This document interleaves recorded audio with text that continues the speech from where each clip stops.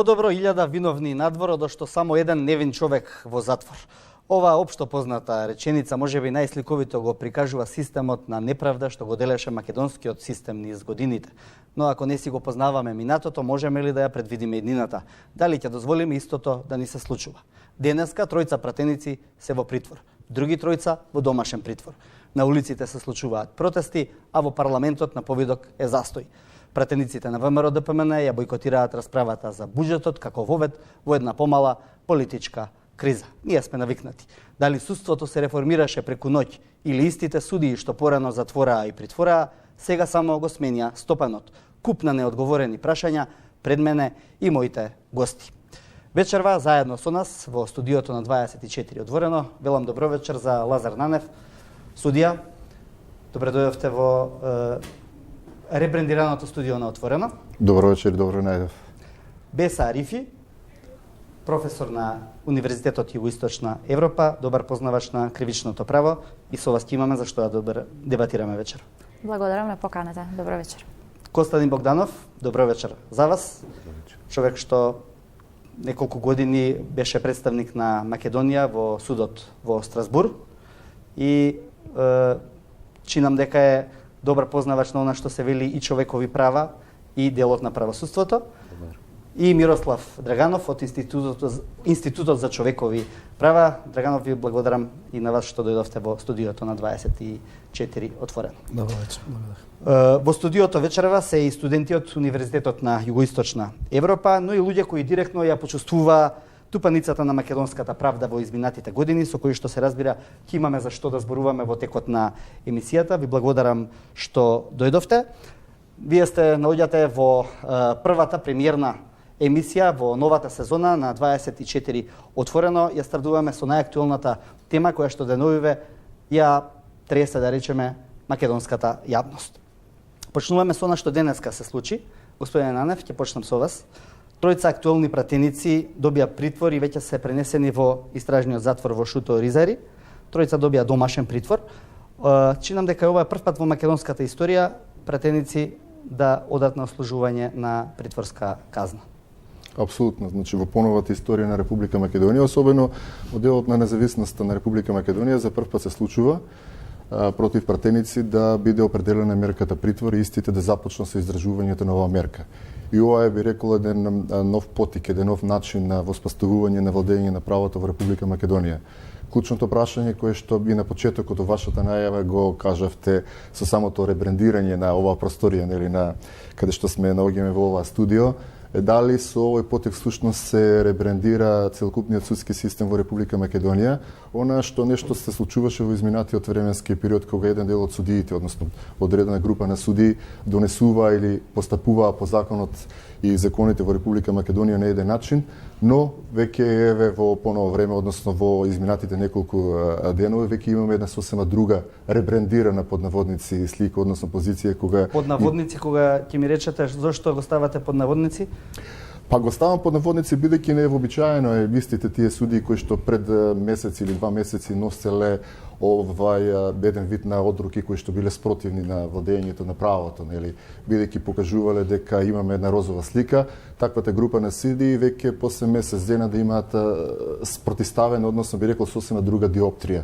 Значи веќе не е вред со самиот систем на владење во правото. Вие не можете да бидете среќни. Добро, ќе се вратиме на судиите и судството. Мислам дека тоа е тема која што секако задира. Очекувана разврска ли беше овој денешниот ден после се што се случи и со притворите што беа претходно доделени? Зборуваме за конкретниот случај. Апсолутно, мислам дека според видот тежината на кривичното дело и сето она што се случуваше во изминатиот временски период, ова беше една рефлексија токму очекуваното.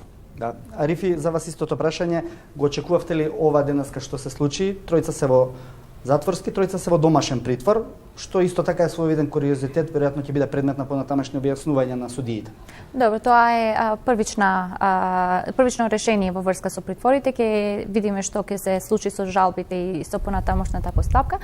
Меѓутоа, тоа што сакам да кажам за почеток е не е дека е изненадувачки тој факт што денеска тие пратеници кои што значи завршија во притвор, веќе и уште порано значи се гледаше дека работата беше се однесуваше токму на таа насока, бидејќи едноставно се побара симнување на имунитетот, а претhodно и тие беа повикани да дават првичен исказ во полиција и после во судот. И така што се очекуваше на некој начин, понеочекувано беше неколку дена однапред, кога едноставно започна целиот овој процес. Да се вратам на тоа што вие го кажавте на почетокот, таа мудра и многу интересна изрега, подобро 9 виновни да бидат пуштени на слобода, отколку еден невин да биде осуден. За жал тоа не беше начинот на кој што функционираше нашето судство до сега. Токму спротивното беше, токму невини луѓе понекогаш се осудува, а виновници јасни се пуштаа на слобода и мислам дека сепак тоа требаше да се стави на крај на целиот тој процес и кога се става така крај, тоа мора да биде направено понекогаш и на нагол начин. Дали бројка на притвори што беа определени дури 30 Така, па видите се работи за доста... За многу мина тоа беше изненадување, морам да бидам искрен. Не е посебно изненадување за мене, имајќи го предвид квалификувањето на самото дело. Се работи за доста тешко кривично дело против државата, кое што вклучува повеќе, како да кажам, осомничени во оваа фаза, а како што видовме и од случувањата на 27 април, таму беа многу луѓе кои што и се гледаа, во самите телевизиски екрани и очекувано беше дека таму ќе има голем број на кривични дела кои што биле извршени, како и голем број на осомничени кои што ќе бидат после во текот на постапката. Така што навистина не е нешто неочекувано. Мислам дека неочекувањето во овој предмет се состои во тоа што претhodно, како што се научивме да живееме, во оваа држава, не се очекуваше дека судството ќе може да пристапи кон ваков начин на справување со еден проблем како што беше тој од 27 април. Добро, ќе се навратиме. Богданов, забележа ваша изјава каде го критикувате овој масовен притворски екзодус, да речеме. Имате ли вие добра причина за тоа, бидејќи навистина станува збор за едно дело кое што е квалификувано како тероризам и ништо поинаку не би можело да се очекува за осомничени за тероризам, барем според она што првично јавноста го суди? Па видете, за мене беше изненадување, искрено ви кажам, и минатата недела кога беа изречени буквално за сите, мислам, малтене притвори, истото се случи денес за жал. Го критикував од аспект на временската дистанца од која што е сторено делото, че од 27 април до денес, каде што се поминати така прилично долг временски период од 6-7 месеци. По кој период е тешко навистина и на обвинителот и на судот да најдат релевантни причини за да ги оправдаат оние основи кои што се ставени во Законот за кривична постапка, мислам дека во член 165 беше, зошто сметаат дека во конкретниот случај не може да дојде до израз или да помогне или за правилно водење на кривичната постапка да биде подобра некоја поблага мерка, туку мора да се изрече најстрогата мерка за обезбедување и за водење на постапката, а тоа е притворот. Основот е бегство, основот е влијање на сведоци на истрагата, основот е, мислам, еден од тие основи е повторување на делото. Тешко е дека може да се каже дека... Кои од овие основи сметате дека не е Јас искрено ги немам видено решенијата за притвори, едва очекувам, мислам да ги прочитам, да видам, бидејќи судиите имаат тоа врска, не само едноставно да кажат во решението дека ниту еден од поблагите основи, поблагите мерки не може да го задоволи барањето, туку треба да образложат, односно да тргнат во решението за образложување на притворот, зашто некоја полесна мерка, например од земање на пасош, за конкретното лице, од тие 36 или од 6 денес, нема да даде резултат. Па додат на построгата, па да кажат зошто за таа не може да даде резултат, па на уште построга и на крај да кажат бидејќи сите поблаги мерки не може да дадат резултат, единствено престанува да дадам ефективен притвор.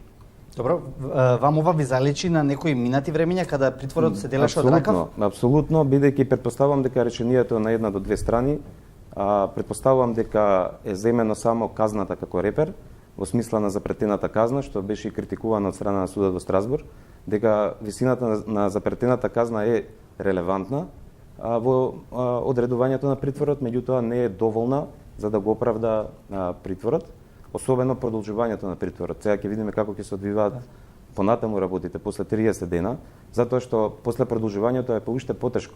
Мислам, уште потешко да се оправда.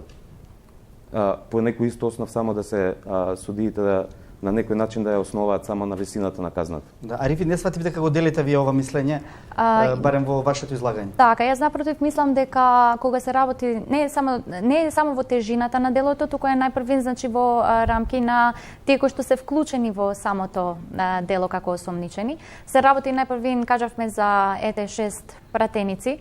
Пратениците се луѓе со влијание кои што може да влијаат на разни начини кај сведоците и кај другите познаници кои што може да имаат интересни информации за нив.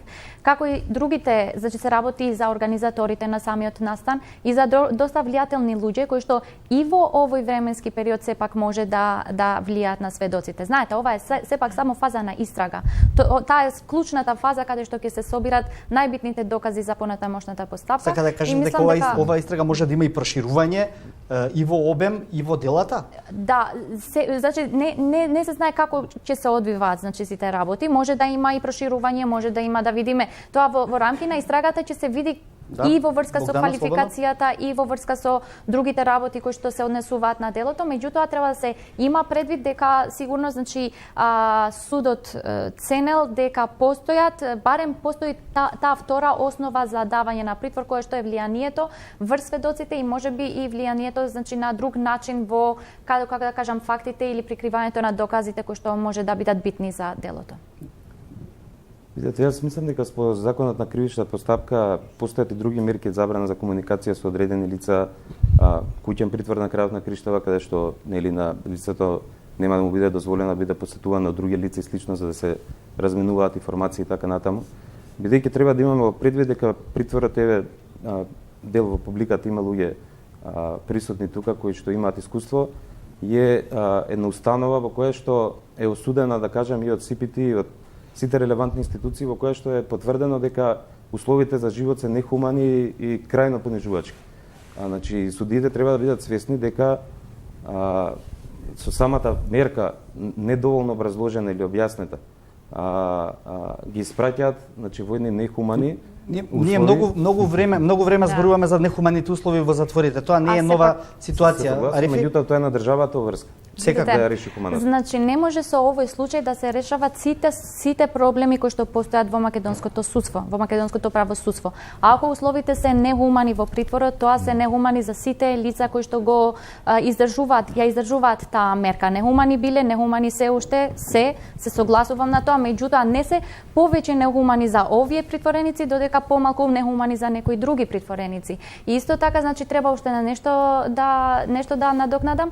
Јавното обвинителство за организиран криминал кој гони ваков вид на дела, секогаш добива притвор за своите кога покренува барање на притвор. Имало анализи каде што се кажува дека 100% значи се одобрува притворот кога е побарана од оваа институција, можеби не е добро, меѓутоа доколку тука се одеше со нешто друго, тогаш па ќе се како да кажам ќе имаше основано сомнение да се мисли дека овие притвореници или овие осомничени се привилегирани во однос на некои други осомничени кои што исто така биле значи и осудени, а и во истрага за слични кривични дела. Добро, ве молам Нанев во кадар судијата има збора, судијата кога зборува треба другите да помолчат едно минута. Знаете, начелото на хуманост е едно од основните начела во делот на извршувањето на кривичните санкции, посебно и во делот на изрекувањето на мерката притвор. Но овде не говориме во тој аспект во делот на хуманост, бидејќи ако го земе како основно начело, тоа е нели неспорно во тој случај, судиите од оглед на аспектот на исполнувањето на условите на затворите во Република Македонија воопшто не би требало да биде изречена ниту една казна затвор. Ние ги знаеме условите, односно архитектонските решенија кои што во овој момент постојат и во затворот Шутка, и во затворот Идризово, и во сите останати затвори во Република Македонија. Основниот концепт, односно прашањето на притворот е дали во дадената ситуација судиите во Република Македонија ќе продолжат и понатаму. Ние немаме пред нас да видиме образложение на решение. Ќе продолжат и понатаму мерката притвор да ја изрекуваат врз основа на сите три, би рекол, од одние 4 основи, повикувајќи се на трите или двата основи кои што постојат во член 165 од Закон за кривична постапка. За мене исклучително ќе биде проблематично прашањето. Ако се продолжи и понатаму на начинот и методологијата кој што постоеше, повикувајќи се на трите основи од член 165, без давање на јасно, прецизно образложение зошто во дадената ситуација судот се повикува на првиот, вториот или третата точка од член 165 ставот 1. И ако вие не дадете во таквата ситуација доволно образложение, очигледно дека амблок ќе продолжите со истата пракса која што постоела и во претходната ситуација. Но за мене, само ќе завршам со ова, исклучително лошо искуство, односно ветер во грб, беше праксата која што ја наметна Врховниот суд на Република Македонија и бегството на двајцата лица кои што им беше изречена мерката притвор и моментално се наоѓаат во екстрадиционен притвор во Грција. Мислам дека оваа лоша пракса всушност беше еден лош ветер во грб и кој што веќе верувам создаде една сосема друга перцепција кај поголемиот број на суди што понатаму се рефлектира и на одредено понатамошно постапување. Така. Апсолутно. Тоа е лошо искуство, односно лоша пракса која што многу негативно ќе се рефлектира на понатамошниот процес и систем на владење на правото во Република Македонија. Благодарам. Драганов, ве оставив за на крај, можеби и за да од ваш аспект го истолкуваме ова што до сега го чувме. Имаме доста спротивставени ставови околу тоа дали или не треба да се користи и во која мерка притворот. Добро, јас ќе го земам аспектот од граѓанскиот сектор, од страна на граѓаните, па ќе тргнам од она основно човеково право, презумпција на невиност, кој што меѓу другото вели дека и во Уставот и во Законот за кривична постапка вели дека секој оној кој што не е докажана неговата вина е невин.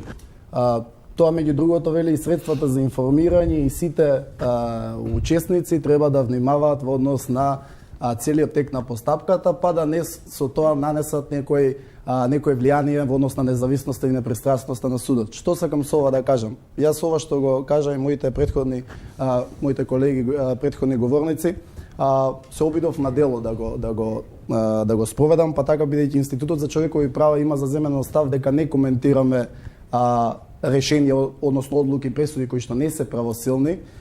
Ние побаравме со оглед дека е поминато од минатата недела, роковите се веќе поминати за дел од тие случаи. Побаравме директно од Кривичниот суд, од Основниот суд Скопје 1 денес да не ги достават тие одлуки, меѓутоа рекоа дека не се објавени на веб страната на суд МК. Една добра работа е во однос на соопштение за јавноста која што ја дада. Така што само би се сложил во она дека секое конкретно дело и секој оној поединец кој што во оваа фаза е осомничен треба да биде во таа одлука која што ќе биде првостепена, второстепена и понатаму, треба да содржи детални аргументи и што по-детално образложение. Она што тоа сега немаме колку што разбирам. Значи ние немаме воопшто одлуката за да коментираме, за да видиме. Значи таму најавени се трите основи или два за некој случај, меѓутоа очекувате да ја добиете, контактиравте поинаку освен со во каков контакт бевте со судот? Ние бевме со одделението за односи за слободен пристап до информација од јавен карактер. Добро, ама таму се чека, има и рокови, таму може да ве задржат многу. Така, меѓутоа имате и усно барање на информациите кои што гледаме веднаш после по нашето барање денес во текот попладнето веќе имаше ново соопштение, претходното беше од минатата недела, немаше ново. Наеднаш излезе ново. Така што има одредена транспарентност. Која ми е идејата? Овде не се цени само вие компарирате со претходни случаи, не е тука суштината само чиста компарација или да бидеме водени од политички мотиви. Тука треба да зборуваме на аргументи базирани на докази. Граѓаните да бидат правилно информирани за секоја ситуација. Што од друга страна, што видовте вие од ова? Теоријата ви ја разбираме. Што видовте вие во досегашното постапување на судот? Не можеме да видиме ништо додека не објават. Треба да ги прочитуваат роковите за објава на одлуки. Кога ќе ги објават, тогаш можеме да искоментираме кога ќе дојде до тоа ниво. Да. А до тогаш, за компарацијата, само ќе кажам една од добрите работи во целото ова, што судиите, меѓу другото, знае судијата Нанев, дека се оценуваат за подолг временски период, односно година-две. Па сите оние двојни аршини, народски кажано, ќе бидат оценувани во судскиот совет. Сега ќе се вратиме во судството. Сега одиме малку пред истражниот затвор во Шутко, каде што денеска беа спроведени уште тројца пратеници, практично првите тројца пратеници кои што се спроведени во истражен затвор во Шуто Ризари. Таму ја имаме нашата Христина Беловска, која ја повикувам во отворено се разбира да ни ја раскаже сегашната процедура. Што следува понатаму? Откако денеска беа пренесени пратениците во истражниот затвор во Шутка, имаме ли жалби веќе на решенијата? Да, тоа е правната можност која што би требало и би можеле да ја искористат осомничените, во овој случај пратениците. Тие имаат рок од 24 часа да се жалат на одлуката која што попладнево ја донесе судија на претходна постапка, односно беа одредени 3 притвори и 3 куќни притвори. Потоа, тие откако ќе се жалат до кривичниот совет во рамки на истиот суд Скопска единица, тој има рок од 48 часа да донесе одлука дали ќе ги потврди барањата на обвинителството за организиран криминал или можеби ќе ги приначи или ќе донесе друга мерка. Од овде бројката од предистражниот затвор Шутка, бројката од 22 лица се зголеми од попладнево на 25 мина осомничени за настаните од 27 април. Тоа се тројцата пратеници Сашо Василевски, Крсто Муковски и Љубен Арнаудов, кои што пред неколку часа под полициска придружба беа донесени од кривичниот суд овде во притворските одделенија. Тие беа донесени во едно полициско комбе, додека останатите тројца пратеници Жаклина Пешевска, Љупчо Димовски, Љубен и Јохан Трчуловски во одделни полициски возила беа спроведени во нивните домови, бидејќи судија на претходна постапка им одреди мерка куќен притвор.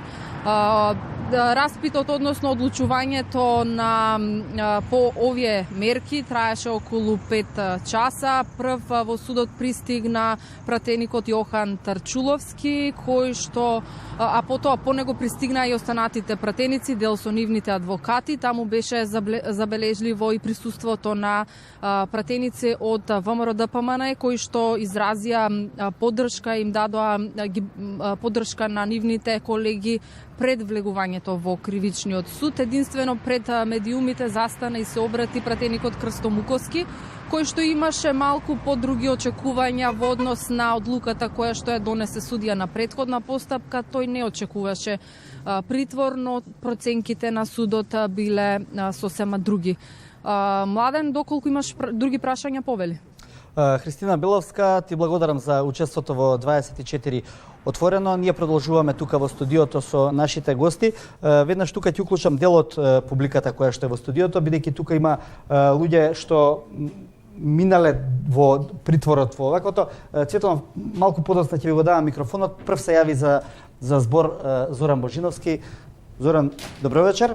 Добро вечер. Добро дојдовте во студиото на ТВ24.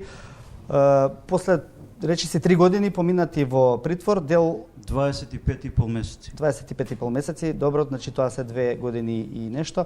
Дел од тој притвор беше точно во Шуто Оризари. Да, 15 месеци. Максималниот. Добро. Какви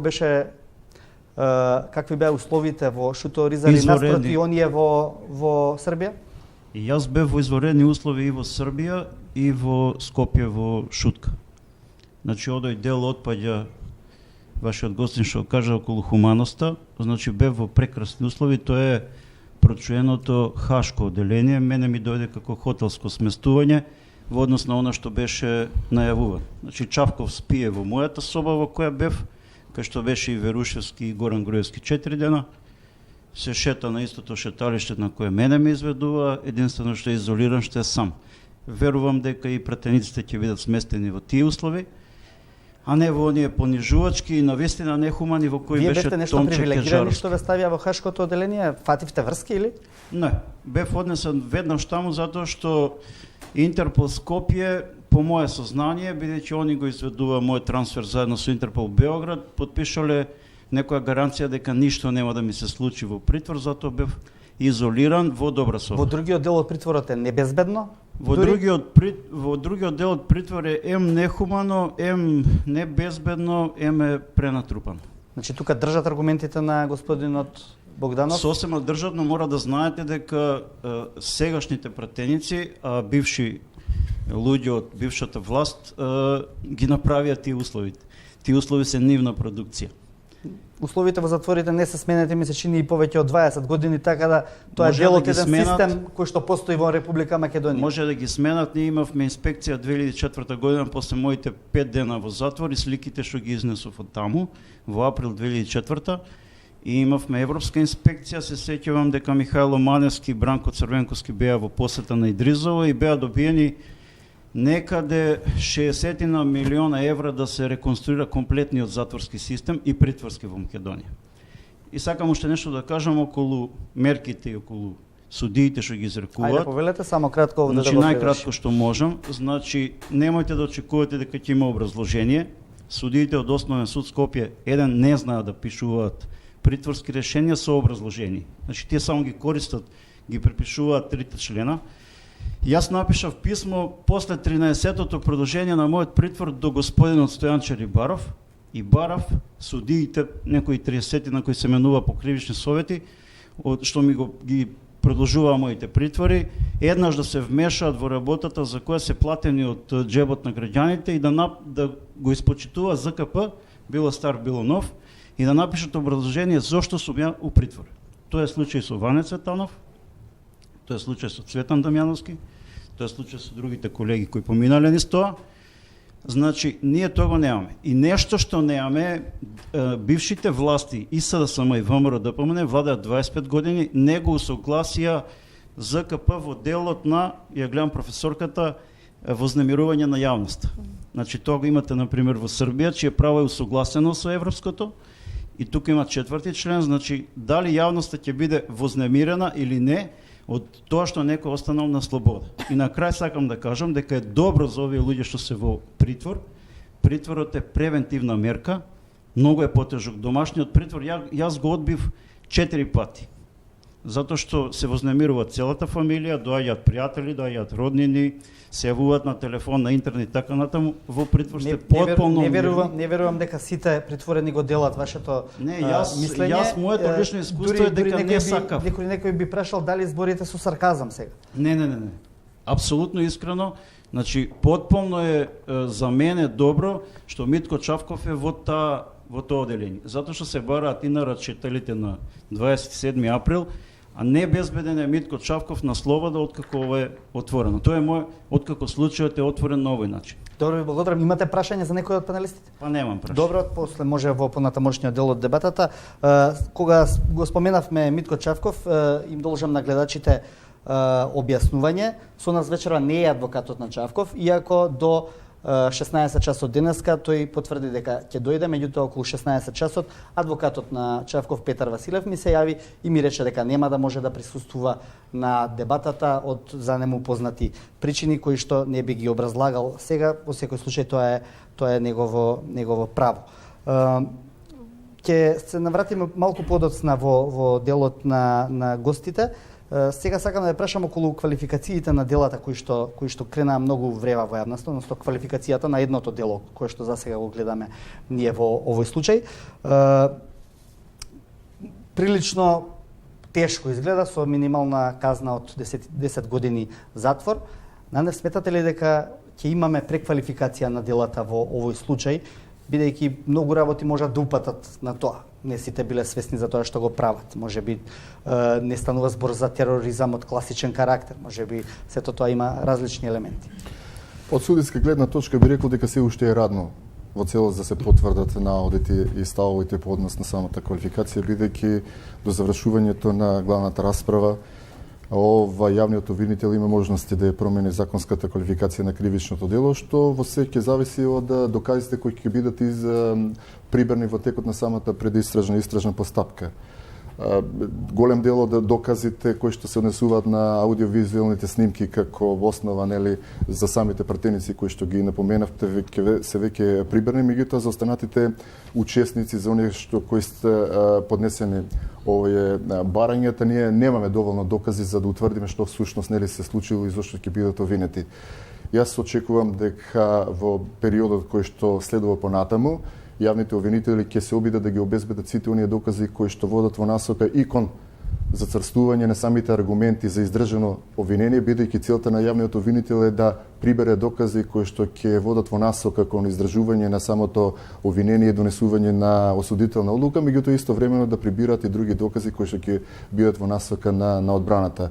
што значи дека рано е во секој случај, иако станува збор за исклучително тешка квалификација, каде што законодавецот предвидел минимум казна затвор од 10 години, што значи дека и 20 годишна казна затвор, што е всушност нели и апсолутна казна затвор која што може да биде изречена за ваквиот вид на кривични дела. Во секој случај, ако станува збор за напад на невисоките државни институции, пратениците кои што се избрани од граѓаните, дефинитивно од она што го имавме можност како законско битие за извршување на самата инкриминација, ќе биде и еден предизвик и за јавните обвинители, меѓутоа ќе биде предизвик и за самите суди, затоа што ова е еден прв ваков чин, еден прв ваков настан кој што се случил во Република Македонија од аспект на нападот на највисоките државни институции, пред се мислам на Собранието на Република Македонија. Ние немаме искуство и мислам дека ова ќе биде една добра пракса. Арифи, вие мислам дека побаравте дури и повеќе време за да го објасните овој квалификатив на делото. Зошто? Да, многу е важно да се види зашто е токму ова дело споменато како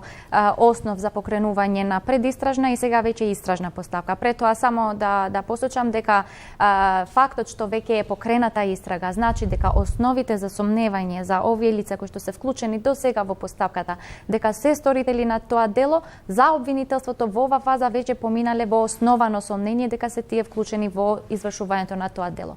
Зошто се отиде предпоставувам зошто се отиде кон таа квалификација.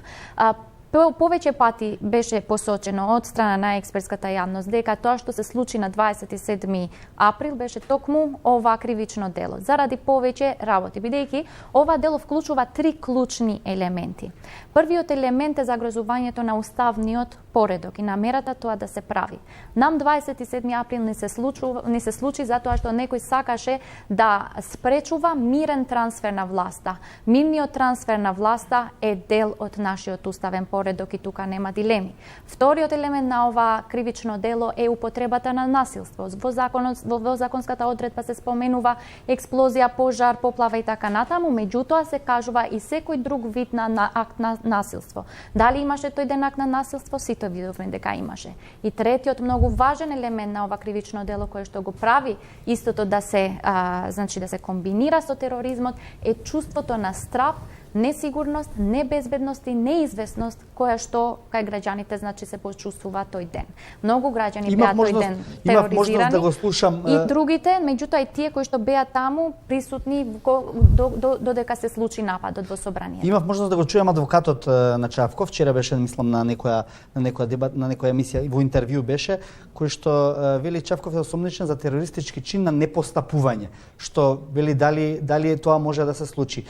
Нанев Кривичното дело се сторува и со сторување и со несторување. Самото непреземање на действијата всушност представува како да сте го сториле кривично дело. Апсолутно тоа е теоретскиот пристап во казно-правниот систем. Не, тој вели немаше бомба, немаше експлозија, немаше мртви на сите страни, тоа е тероризам. Видете, покрај со сторување и несторувањето во казненото законодавство кривичните дела се делат на апстрактни и конкретни кривични дела.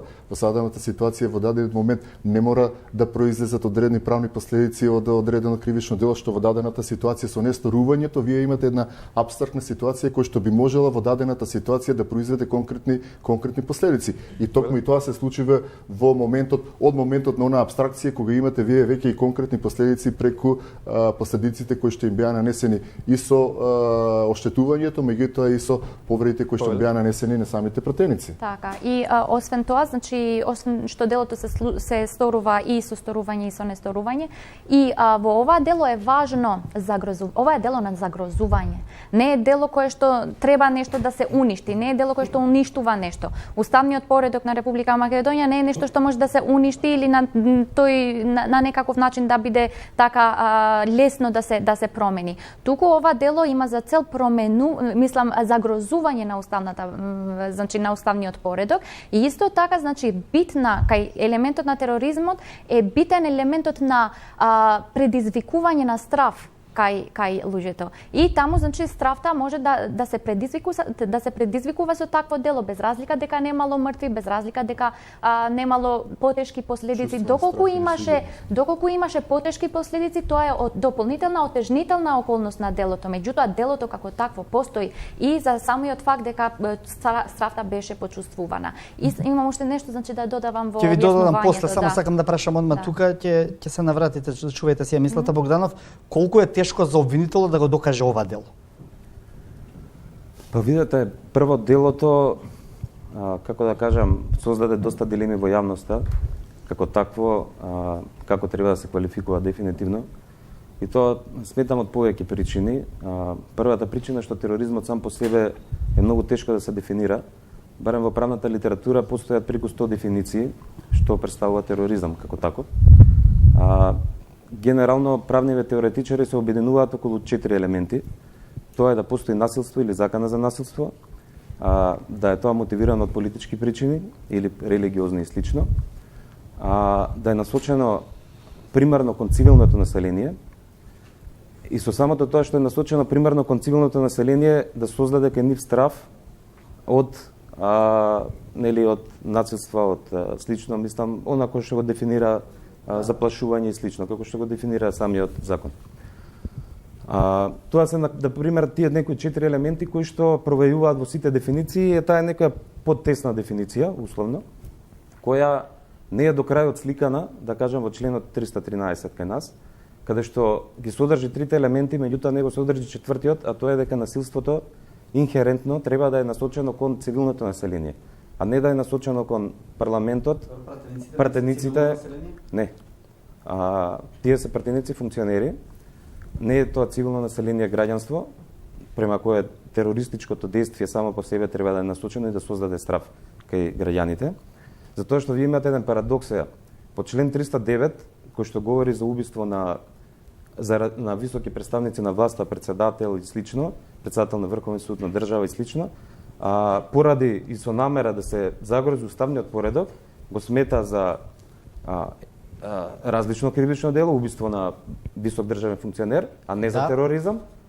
А имате во случајот по член 313, каде што, не знам, напад на пратеник, делото, насловот го носи терористичко нарушување на уставниот поредок. 309 не е тероризам, тоа е обично убиство, иако под политички побуди заради нарушување на уставниот поредок се ликвидира, не знам, висок функционер. Да симплифицираме, сака да кажете дека може да има прво е претешко делото и има преквалификација на делата. Проблемот е што имаме одредби во кривичниот закон настанати од стара СФРЈ, кои што голем број членки земји наследнички на Југославија ги тргна, тие саботажа, диверзија и така натаму, и ги споја во едно кривично дело тероризам. Или тие убиство на високи органи и слично. Ние тоа не го направивме. Ние насадивме во член 394 едно кривично дело тероризам, кое што говори за загрозување на цивилното население и така натаму. Меѓутоа па таму мотивот го нема, не кажува дека тоа од политички мотиви, 394, а ваму па ги имаме политичките мотиви. Добро, свативме, Арифи, повелете? Да. Јас не се согласувам со вашето мислење заради фактот што тероризмот во нашиот кривичен законник се регулира на 3 основни начини. Овде е делото против државата. Значи тука не се однесува ова кривично дело кон граѓаните, туку се однесува кон уставниот поредок на државата. Значи затоа се вика терористичко загрозување на уставниот поредок на земјата. Целта не беше можеби пратениците да се убијат, целта беше да се спречи преносот на власта, што е уставен поредок. И мислам дека нагласокот е во тоа. И делото како дело против цивилното население се регулира во 394, значи како дело против јавниот ред. Значи исто така имате и меѓународен тероризам во делата против меѓународното право и човештвото. Затоа значи тука е многу битно што делото е насочено против државата и затоа се работи за кривично дело против државата. Постои во таа група каде што сите се кривични дела против државата. Меѓутоа, последицата се чувствува кај сите граѓани и чувството на страф и на несигурност се шири кај сите граѓани секако, значи дека е тоа дел. Меѓутоа, првата работа е тоа што треба да се свати дека тоа е кривично дело против државата и затоа се нарекува терористичко загрозување. И мислам дека има уште значи две други причини зошто треба да се нагласува оваа дело посебно во врска со овој случај.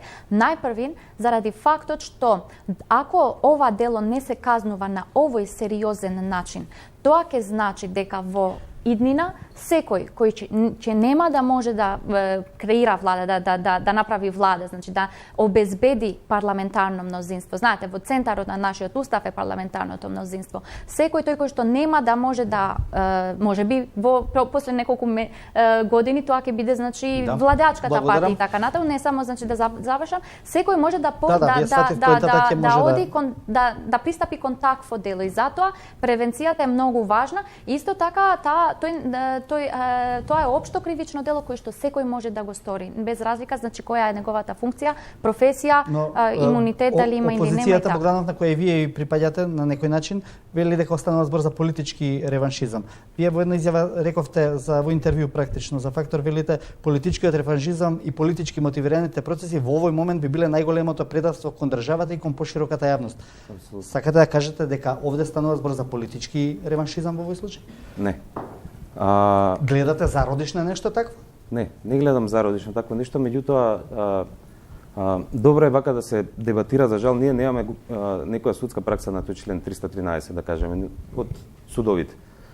Одредбата е многу, како што кажав и претходно, нејасна, недоволно јасна, недоречена, уште кога е драфтирана од Министерство за правда 2008 и кога е сменет ова, значи насловот е сменет 2008, порано член 313 бил тероризам, така се викал членот. Сега се вика терористичко, нели, рушење на уставниот поредок, загрозување на уставниот поредок, а тероризам како посебно дело е во 394. Така. Добро, ние согласуваме дека имало терор или вие согласувате дека имало терор? Тоа сакам да кажам, не можам да се согласам дека имало тероризам, бидејќи тероризмот по дефиниција, по меѓународни дефиниции е насочен према цивилното население. Значи тука не беше актите кои што беа преземени, не беа преземени према цивилното население, и према нив, да им биде на нив загрозен животот. Затоа не се гони според тој член, се гони според овој. Значи тоа е причината. Да, меѓутоа видете, претходните членови говорат за нарушување на уставниот поредок, загрозување на уставниот поредок преку дела против органите, високите органи. Значи еве саботажа, диверзија, велепредавство, сите викаат и сите говорат за рушење на уставниот поредок, загрозување, меѓутоа од различен аспект. Тоа е загрозување на уставниот поредок од аспект преку државните органи, па имате загрозување на уставен поредок преку предмети, во смисла на диверзија, значи да се уништуваат електрани и слично, само да довршам, да не извини секунда. Само малку побрзо. Членот 313 кажува загрозување на уставниот поредок преку заплашување на цивилното население или преку акти против цивилното население. Значи ние кај нас цивилното население не беше нападнато. Вие сакате да кажете дека ова ќе биде тешко докажливо на суд и дека ќе има преквалификација на делата. Тоа можам да го сватам од тоа што вие го велите сега. Ќе биде тешко за обвинителот, не знам со какви докази располага. Може имаат лепеза од докази кои што лесно ќе го докажат. Кои што ние тука не ги знаеме. Драганов, во овој дел околу тежината на делата и од аспект на она што вие го работите и како институт, сметате ли дека се отиде со една тешка квалификација во делото за да може понатаму веројатно истрагата да тера, меѓутоа дали имаме прекршување тука на некои права? Видете, оваа дебата што се случува во овој период целиот остава простор дека и понатаму целиот овој процес од обвинителство во судство и понатаму и во иднина треба да биде под будно око на јавноста и на граѓанскиот сектор. Она што кога веќе теоретски дебатираме, она што теоријата во правото го познава, тоа е дека насловот во многу случаи е ирелевантен, туку овде се гледа законското битие, односно сите оние елементи дали се исполнети. А тоа е вина, противправност и така натаму.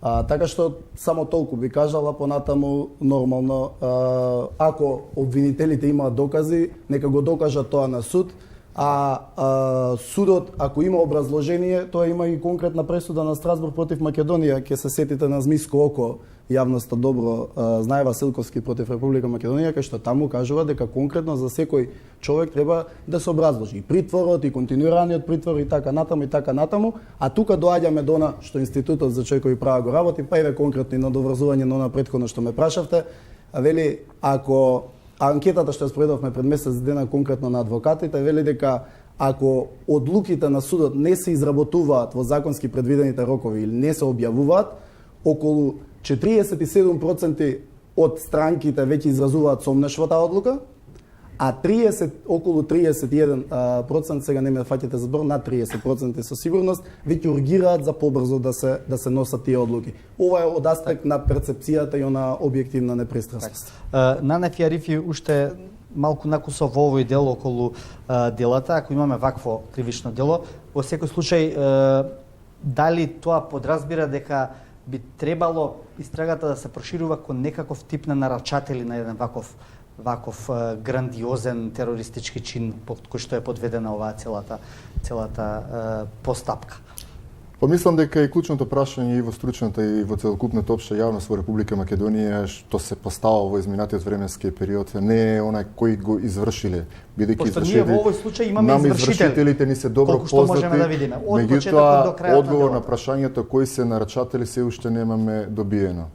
Во изминатиот период се случува огромен број на настани каде што извршителите беа откривани, санкционирани, изрекувани кривични санкции, но не се докажа ни на еден случај кривично правен кој што заврши кој е всушност мозокот на целиот настан. И тоа е клучното прашање. Тоа е многу тешко кој што прашање го имаат пред себе јавните обвинители да докажат кој е мозокот на целата операција, кој стои, кој е нарачателот на сите овие активности. Мислам дека во овој момент се уште сме далеку во обезбедувањето на доказите, затоа што имаме единствено само одредени шпекулации, но се уште срамежливо се наговара кој би можело да стои сето за целата оваа операција.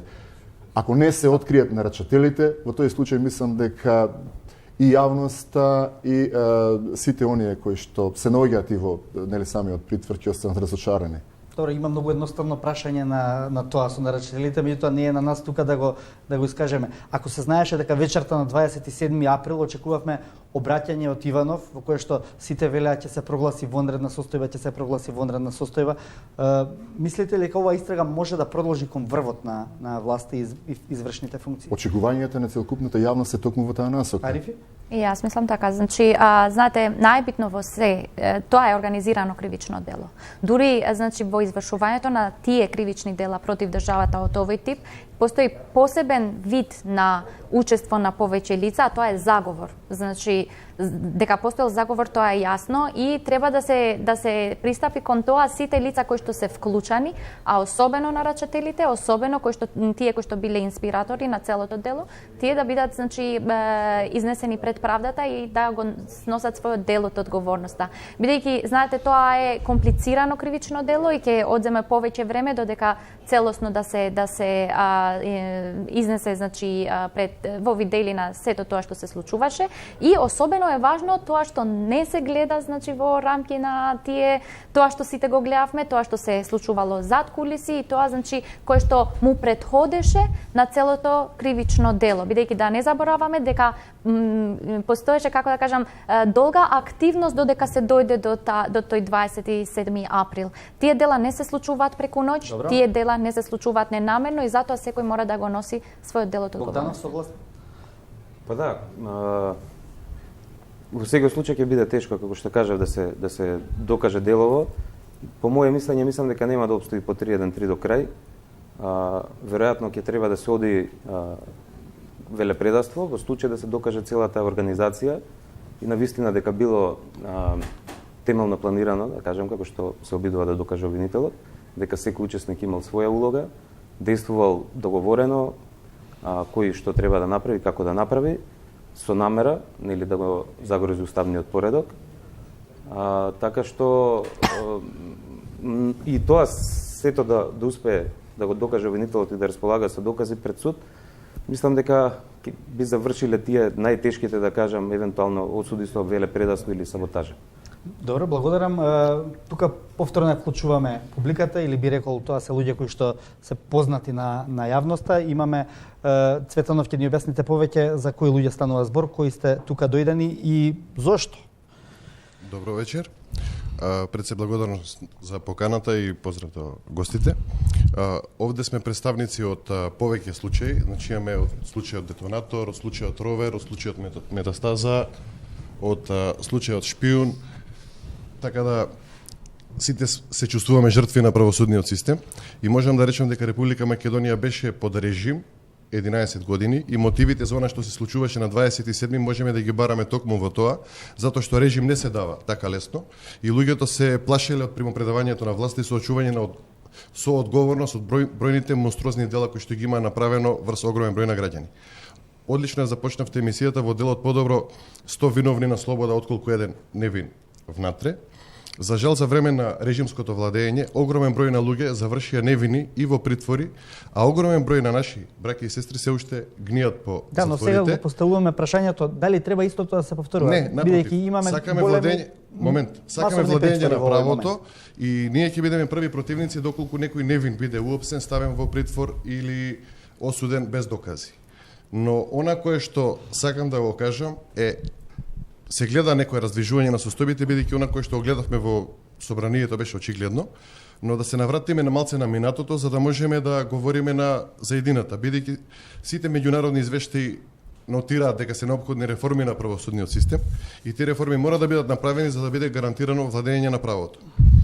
Во досега немам говорено за мојот случај во медиум, никогаш. Сум говорел за човековите права на многу луѓе, но денес прв пат ќе проговорам за мене, затоа што како мене има уште огромен број други луѓе во затворите и не е коректно што врвот на ВМРО ДПМН се обидува да не истовети нас, кои што сме жртви на правосудниот систем, луѓето кои што се невини во затворите и законот за амнестија да стави знак на равенство со состојбата која што се случува сега со едно кривично дело.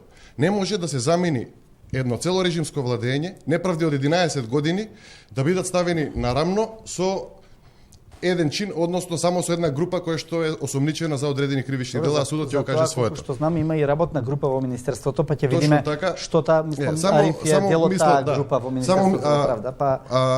Ајде кажете го вашето ова што сакавте, па ќе ги почитувам експертите и прв пат ќе проговорам за мојот случај. Јас сум осуден за злосторничко здружување и издавање службена тајна, дека сум украл документи од Управа за спречување перење пари во електронска форма, сум ги чувал и сум ги предал на Зоран Божиновски кој ги објавил на порталот Буревестник.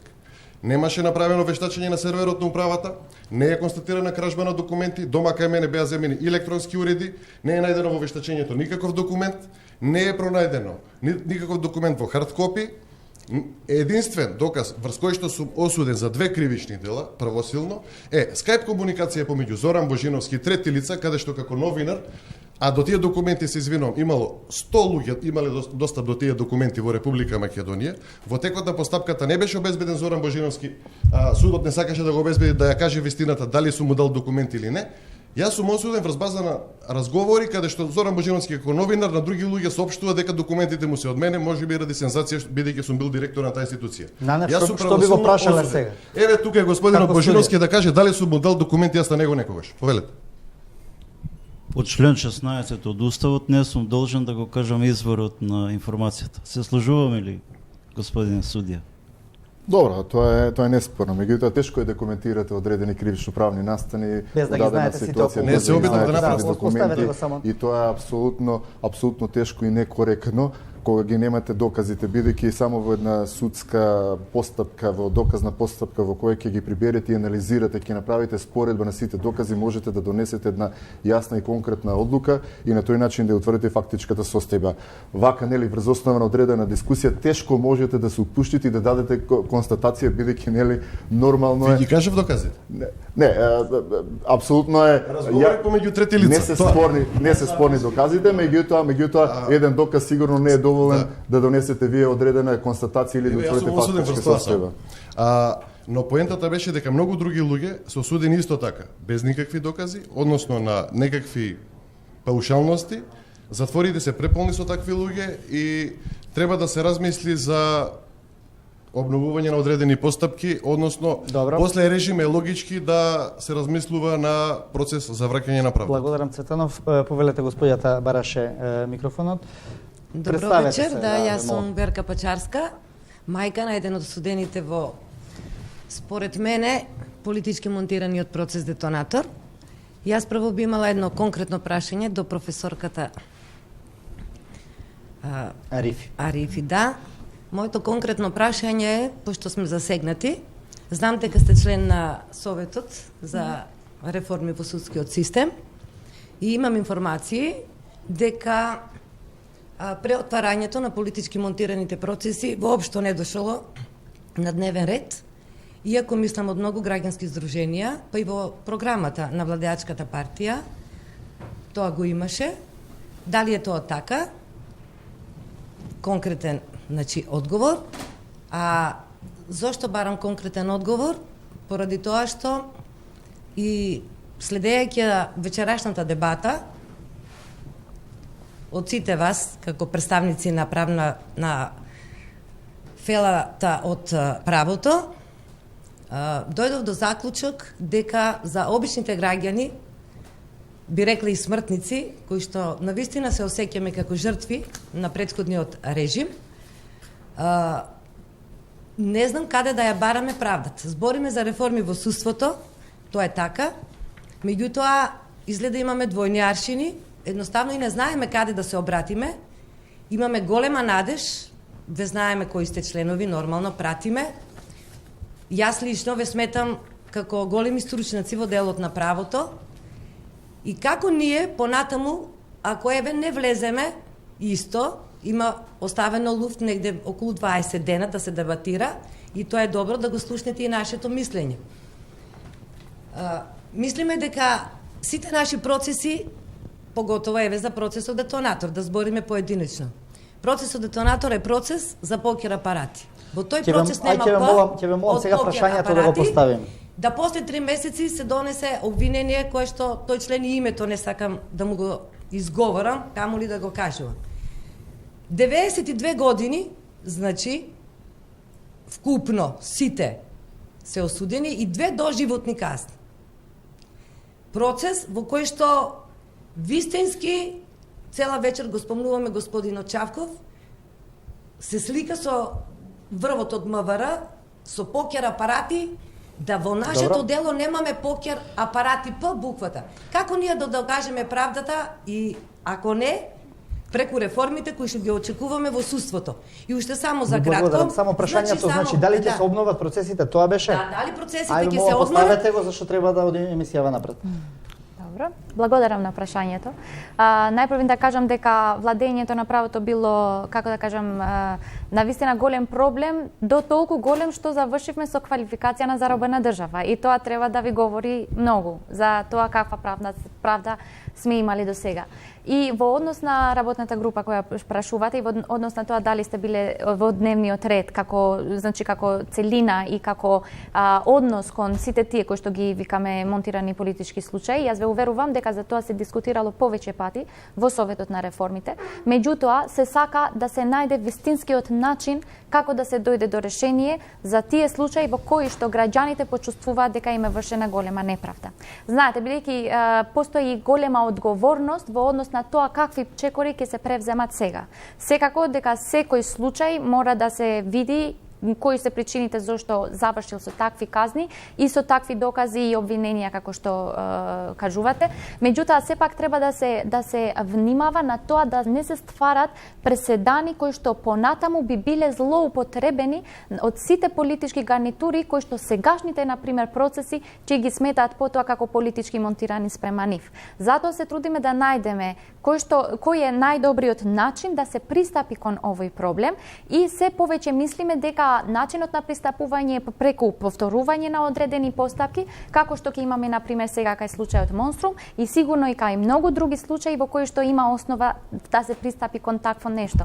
И мислам дека тоа е добро да се створи како практика, бидејќи постојат законски можности, постојат вонредни правни лекови кои што би биле од разногласие во оваа комисија околу тоа дали треба со посебен закон да се овозможи отворање на некои постапки. Во тек е формирање на работна група која што ќе работи токму на овие, значи на овој проблем и во однос на тоа имаше идеи значи за посебен закон, меѓутоа има и доста критики кон таа помисла заради тоа што го спомнав и заради воспоставување на таков преседан кој што за жал на ваше име после ќе се злоупотреби во иднина, а ние тоа не го сакаме. Знаете, сакаме стандарди да се воспостават како што гледаме кога се сака нашите кривични закони може многу убаво да проработат, меѓутоа треба волја за да и треба треба многу упорност и да се оди до крај, да се бара спроведување на сите тие законски можности што законот ги дава, а ги има многу. Нанев, мислите дека тоа може да е некаков преседан, чуден или постои ли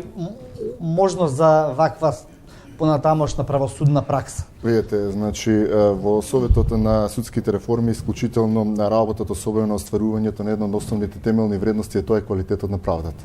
Очекувањето на целокупната јавност во Република Македонија, па и сите оние кои што сметат дека биле оштетени во изминатиот временски период е да остварат квалитетна правда. Ќе биде исклучително опасно доколку се дозволи со специјален закон повторување на сите постапки. Бидејќи секој во изминатиот временски период веќе смета дека на еден или на друг начин биле жртви на системот за изминатиот временски период. Па ја ќе ви посочам примери каде што одредени лица за багателни кривични дела смета дека да и ние бевме жртви на системот, а исклучително нели станува збор за багателно кривично дело. Решението што ова го кажа и колешката Беса, според мене треба да се бара со измени и дополнување во делот на одредбите од Закон за кривична постапка, кои што се однесуваат на повторувањето на кривична постапка, со измени и дополнување на овие решенија за одредени кривични дела. Бидејќи исклучително ќе повторам, ќе биде значително опасно ако амблок со посебен закон се дозволи, со посебен специјален закон се дозволи, тогаш веќе ќе изгубите смислата на правдата и владењето на правата. Благодарам, може микрофонот. Повелете, представете се вемо. Добро вечер, јас сум Јовановски Сашко, еден од обвинетите во политичко-полициски монтираниот процес Ровер. Ја мислам дека водам тука со притворот 36 месеци притвор поминав, што не е за пофала. Случајот Ровер, само на кусо да објасниме за гледачите, тоа станува збор во кој што обвинет и пореднешниот министер за внатрешни работи Љубе Бошковски.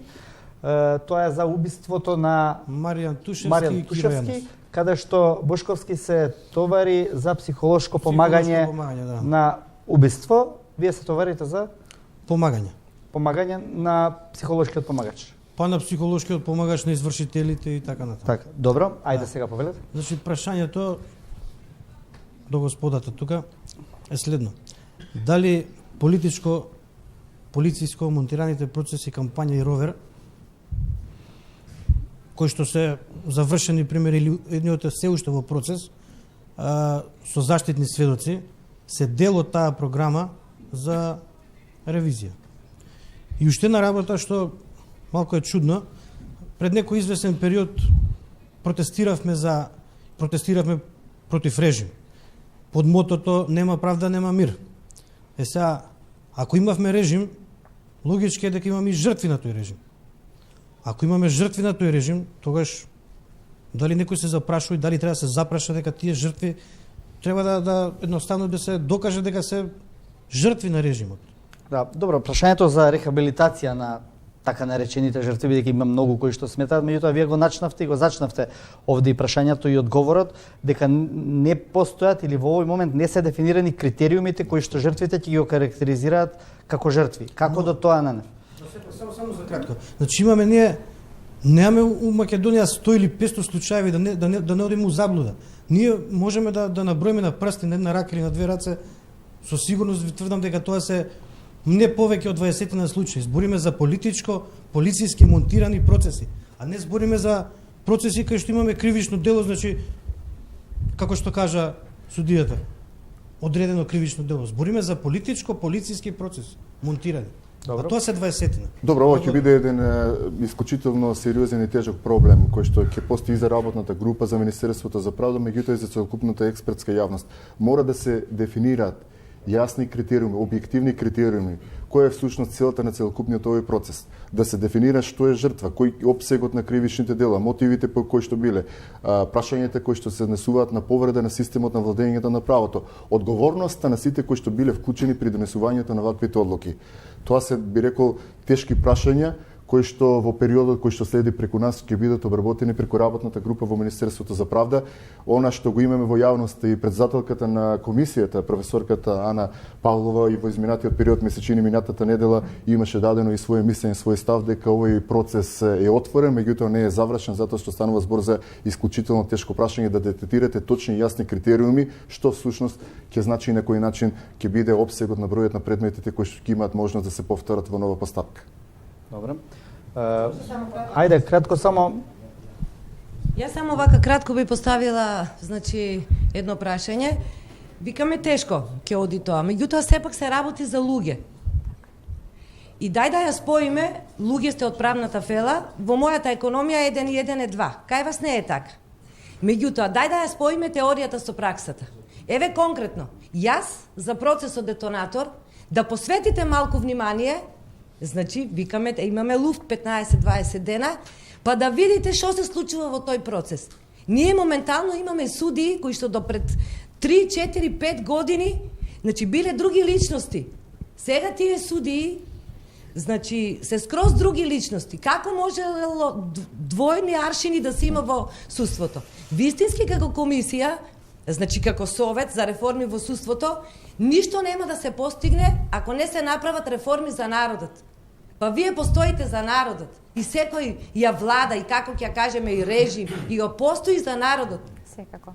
Не, тоа е доста правилно и навистина... вистински треба да има на еден начин да ни доставите како ние можеме да дојдеме до вас и конкретно да ви докажеме дека сме во право. Не бараме амнестија, милост. Не бараме повторување на постапки за да одземеме на некого време. Луѓе, млади животи, верувајте, 92 години, 2 животни казни за човек што се шета, што е моментално телохранител уште на Мијалков. Верувајте, тоа е процесот. Господинот Чавков го спомнуваме цела вечер. Па тој господин со детонатор си има снимано покер апарати и после нема покер апарати. А госпоѓа Јанкуловска вика со Мијалков, вика, бе 10 години по тој член што направивме. А бе вика 10 или 20 исто е, они ќе се навикнат.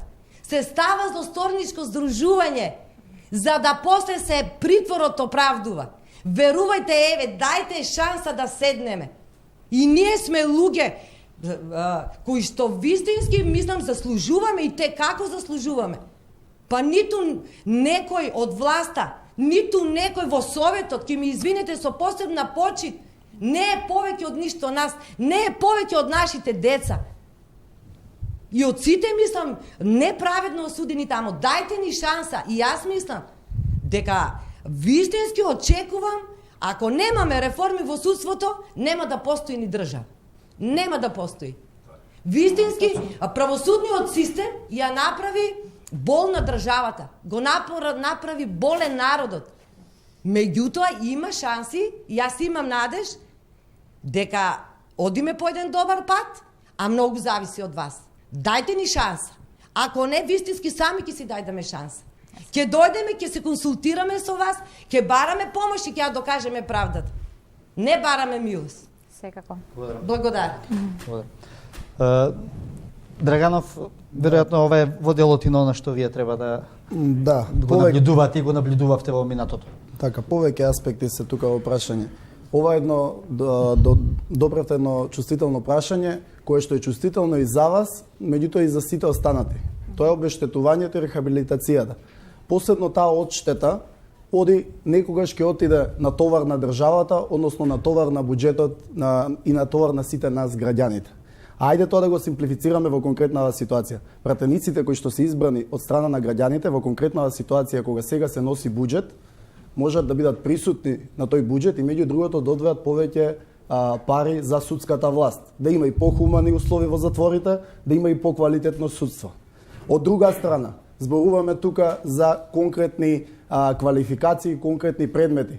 Вие се уште слушнавме и во разговорите како одредени предмети и судии се назначувале, вие уште немате морална одговорност на членови на судски совет кои што ги бирале тие судии низ годиниве.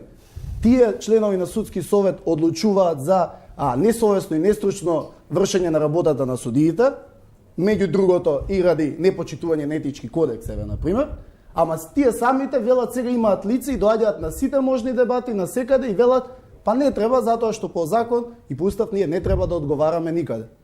И вие тука имате денес ситуација каде што пратеници покрај години еве наназад да се вратиме зборуваме за реформи во правосудството, сетете се колку месеци беше закочен процесот во собрание. Па тие реформи, најголем дел од нив се суштината која што се носи со двотретинско мнозинство. И кое е оправдувањето сега ако се закочи овој процес? Треба да сватат сите до еден пратеници што се во собранието дека ја кочат иднината на многу млади генерации и на вас што дел ќе се изразам севкупно вас во смисол сите што сте го лично почувствувале судскиот систем во Македонија без разлика на конкретни последици да им се долови на пратениците дека моментот треба од таму да се откочи. Тие реформи во правосудството треба од таму да почнат, па ајде сите заедно да ги наблюдуваме, да нема никој изговор да рече ова е судството, вака е, така е, конкретниот ваков бил притисокот не бил. Еве да се собереме критериуми за судии за избор, критериуми за вас, за сите други ситуации. Овој процес беше отворен во Министерството за правда, сите граѓански организации со расширени раце придоа со цел објективно да дадат мислење. Каде се тука, зошто сега кочницата се јавува? Таа кочница нека се откочи. Ајде да го чуеме господинот Богданов на оваа тема. Да се слагам, со Мирослав. Сакам да се надоврзам на господинот осуден во Ровер, зашто спомна во однос на заштитените сведоци. Од аспект на Страсбург, мислам што имав искуство нели со предметите. Навистина беше некоја бројка објавена во јавноста, мислам од страна на господинот Павле Тренов дека преку 100 кривични предмети се завршени врз основа на единствено доказно средство исказ на заштитен сведок. Добивме голем број на апликации во Страсбург. За жал две се завршени и двете се завршени со повреда. Че тоа е на едниот предмет на господинот Хајрулаку, другиот на господинот Пападакис, кои што се осудени правосилно дома единствено врз основа на изјава на заштитен сведок или во одлучувачка мера врз основа на таа изјава, на која што реално и објективно немале шанси да го распрашаат и така натаму. И значи тие предмети претпоставувам навистина креираат проблем и овие сите што се веќе утужени у Страсбург претпоставувам дека ќе завршат со повреди во делот на членот 6 и може да секако по законот за кривична постапка да бидат основ за повторување на постапката формално согласно нашиот закон.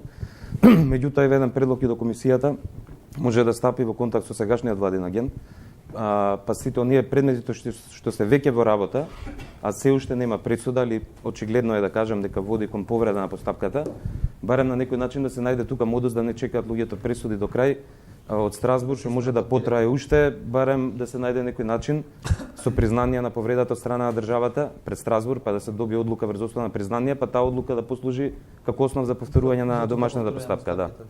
Благодарам.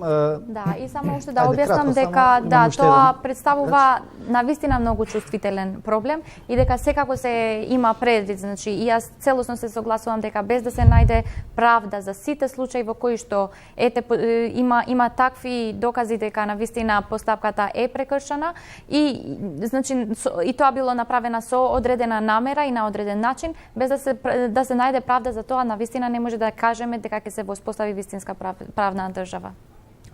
Добро, господине, ве молам, представете се и... Тодор Пиперковски, лекар специјалист у хирургија у државна болница.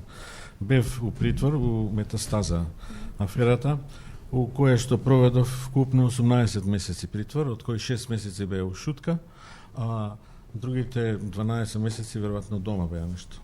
Може да сум грешка за 1 до 2 месеци. Сакам да ви кажам, присудата на крај беше виновен колку за време на притворот. Првата пресуда што ја даде Основниот суд беше половина од времето да ми било платено од тоа што сум бил у притвор, а за втората половина не знаат. Мислам, на што личи овој суд? Ја првпат сум имал работа со суд од таа прилика. Ја да ви кажам, у здравството, ако ние функционираме како вие во судството, верувајте, од 9 човека што ќе дојдат, 8 ќе бидат отепани, 1 ќе биде сакат. Толку ви вреди целокупното судство. Цела вечер ве слушам, си дебатирате овдека меѓу вас, вака така, како ќе биде. Јас знам дека е тоа многу суптилен проблем, пратеник да треба да го ставиш во притвор.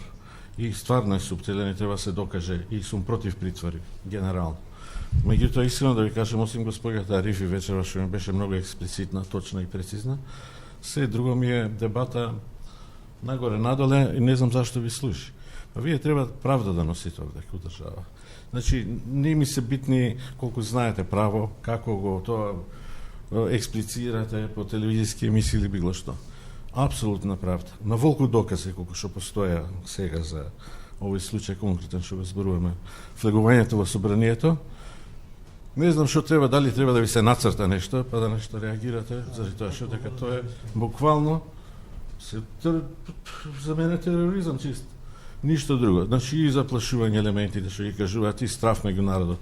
Исти афери беа и овие апсења што беа огромен дел за време на режимот, од 11 години што траеше, само да влијат страв меѓу народот, дека они се апсолутна власт, многу све мора понивно да се движи и така натака. И сакам да ви кажам дека они практицира фактички направија политички притвор, што бидејќи у демократско време не сме да имам политички затвор, се смислија политички притвор. Најдоа некои шупелки таму од суди, кои што може министерот да им се наложи. Како може да му се наложи министер, тоа исто како мене во здравство да дојде министер било кој да е, да речеме последниот Тодоров и да ми рече на некој на операција малце да му го пресечам нервот, да си ќопа така до умирачка. Па на тоа ли ниво сте спаднале, господа судии, таму судот? Па ја го памтам времето кога сум одел у судот, па тама ќе ме пречекаат, па муавет, па све. Судот е отеден катастрофа. Они седат сами у соба и не комуницират меѓу себе, нешто се плашат сите. Нешто нејасно. Меѓутоа тоа не е важно, битно е. Судството похитно да се реформира. Случаите не се тоа толку многу случаи што треба да се ревидираат и треба да се ревидираат заради тоа што сведок сум и сигурен сум дека страшни неправди беа правени. Тоа беа тешки монтажи од полиција и така дај. Како да ви кажам, во прашањето ќе може да. Прашање конкретно искрено немам прашање. Добро, тогаш јас ќе го поставам. Нане, вие бевте дел од групата која што го испитуваше злоупотребите во АКМИС системот. Тоа е еден добар дел од корпусот прашања заради кои што во минатото и се уште пишуваме и зборуваме дека судството е вакво или онакво. И заради која што има таква перцепција за судството како што сега беше искажана. Што откривте вие во злоупотребите на АКМИС системот? Помина речиси еден месец од тогаш, ве чекаме да излезете во јавноста, да кажете, вас све нема. Јас првен, ако ми дозволите една реченица по однос на констатациите, би сакал да се оградам од навредливите зборови кои што беа искажани према моите колеги суди. Неспорно е дека имаме можеби и правда која што не ги задоволува нели потребите на поголемата и пошироката јавност во Република Македонија, меѓутоа како дел на Сдруженијето на судии во Република Македонија би сакал да се оградам од таквите навредливи зборови, секогаш ние сакаме да ги надминеме, да го надминеме минатото и да гледаме во еднината и да градиме едни нови односи на доверба, на транспарентност, јавност, квалитет, ефикасност и независност и транспарентност како основни темелни вредности и столбови и на новата стратегија која што ја креира Советот. За човечки судбини, ние зборуваме за човечки судбини, за уништени човечки животи. Затоа е болката толку голема. Знаете, меѓутоа мора да внимаваме на реториката која што сепак е ова јавна дебата и меѓутоа мислам дека во секој случај без оглед на огромната болка ние сепак сочувствуваме. Да речеме, не можете да ги ставате во исти кош, да ги поврзувате сите суди. Имате и лоши сигурно, меѓутоа имате и исклучително добри судии кои што се стручни, професионални, постапуваат согласно и домашното, меѓутоа и меѓународното законодавство. Затоа како член од работната група која што работеше во делот на решението што беше донесено од Министерството за правда, во делот на утврдување на одредени слабости и констатации за имплементацијата на АКМИС системот во судовите на Основен суд Скопје 1, Основниот однос на Апелациониот суд и Врховниот суд на Република Македонија, работната група врз основа на препораките и забелешките од ПРИБЕ целосно ја спроведе оваа активност, констатира одредени состојби, изврши евидентирање записнички Записникот од работната група е доставен до министерот за правда и во секое време, би рекол во најкратко можно време, очекуваме Министерството за правда преку министерот да ги соопшти овие констатации на пошироката јавност. Во овој момент не би можел да ви презентирам никакви ставови, бидејќи сепак ексклузивноста на ова ја има Министерството за правда. Нашата обврска беше да ја констатираме имплементацијата и злоупотребите на АКМИ системот согласно Законот за управување и движење на предметите и согласно судскиот дел од делник. медиумските написи за кои што и ние пишувавме, повикувајќи се на извори во групата, е дека има констатиране приличен број на злоупотреби. Дали е точно? Ви кажав, не би можел во оваа ситуација ништо да ви кажам. Во тој дел министерот за правда ќе излезе со официјално соопштение во кое што ќе бидат констатирани сите констатации од нашата работа. Сакаше докторот да реплицира? Да. Еве, сакам да кажам како може да збориме дека е исправно тоа судство, кога на пример ме обвиниле првин за нешто од 3 до 7 години затвор, за кое што требало, например, штета од 200 просечни македонски плати. Таму нема никаква штета, нема предмет у пресудата. Не е дефинирано што е кривицава моја. Работам све по закон, кај што и се работи само за еден случај, ми товарат некаков организиран криминал, нешто да не ве замарам со све. Меѓутоа, факт е дека нити штета, нити побарување, нити е дефинирано што е тоа грешката. Ондака не може тие параграфи да се употребат, бидејќи нема такви нанесени штети, ни потенцијално не се такви штети. Така да, на крај да сето се заврши осуден колку за време на притворот, па Боже ме прости, и ако сум рекол нешто околу судије, сватите го мојот револт. И судиите се обични луѓе, не се ништо повеќе. Ја ги сватив што се. Горе, доле со пресудите, нагоре, надоле. Сега ќе ви кажам, се префрла вина топка. Еден хирург има 1000 пати поголема одговорност него 3 суди врховни и 5 од основен и апелациони. Еве зашто. Доваѓа случај, у тек на првите моменти мораме точно да одлучиме како ќе постапиме со човеков, што ќе направиме. У темници сали се почиње работа, операциони се носат дефинитивни одлуки, ќе се спаси ли некој екстремитет, нема ли да се спаси, што и да е. Ова овдека, нешто што е многу едноставно за мене, да седиш да размислиш, книгите не ви се предебели, искрено ви кажувам. Од гимназија памтам сите двојкаши отидоа на право, јака учев, а тие сите скрос одлични отидоа у медицина. И стигнавте, докториве да ги, не вие, обвинителите, да играат шейтан мајтап. Разберете, голем шейтан мајтап може и со вас да се поиграме, у секој момент. Али никад тоа не сме го дрзнали да го правиме од морални причини. Со моралот имате проблем. Нешто сторите си сами на себе. Благодарам, ја сватив поентата. Не сакав да ве прашам во делот повторно ова околу судиите. Мислам дека дури и по телефон кога разговаравме, малку се зачудивме на една ситуација. Истото судство кое што беше до пред 6 месеци, практично истите судии се и сега. Дали тие само го сменија стопанот, па сега судат по една иста одредница, дали тие како некои телевизии не менуваат уредовичка политика и стално се со владата? Па тоа е генералната перцепција.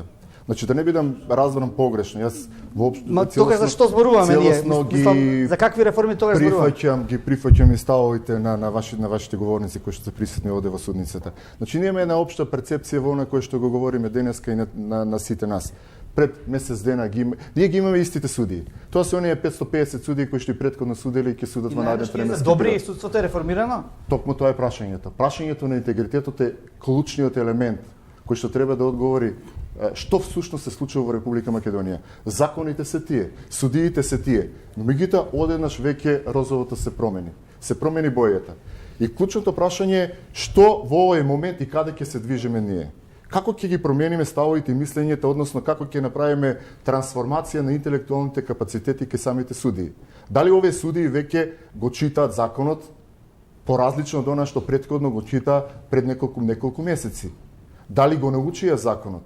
Или имаме некакви други одредени влијанија кои што вие самите ги рековте? Ако биле под нечија влијание и диктат на одредена структура, дали пак сега другата структура под влијание на моќта веќе има одредени пипци пуштени во самото судство, па по дефолт да ги носат овие одлуки. Ненормално и несватливо е вие да имате една унификација на самите судски одлуки, бидејќи секој кривичен правен настан има одредени специфики, односно одредени карактеристики.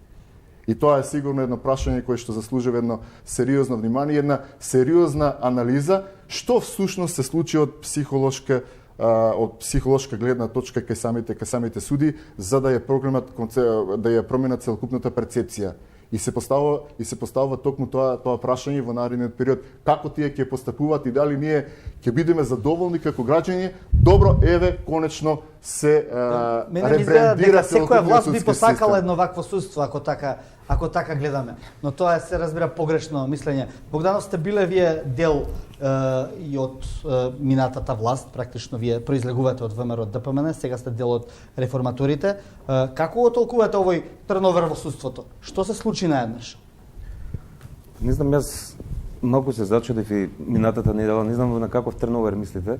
Дали дека од лошо на добро, мислам дека од лошо продолжи лошо. Не ве забележавте во ставовите, се разбира. Да. Минатата недела, пример, искрено ме зачуди што куќниот притвор, да кажем, на дел од осомничените на 27 април беше заменет од страна на кривичниот совет во ефективен притвор, без да одржи главна расправа при тоа и без да овозможи контрадикторност на постапката.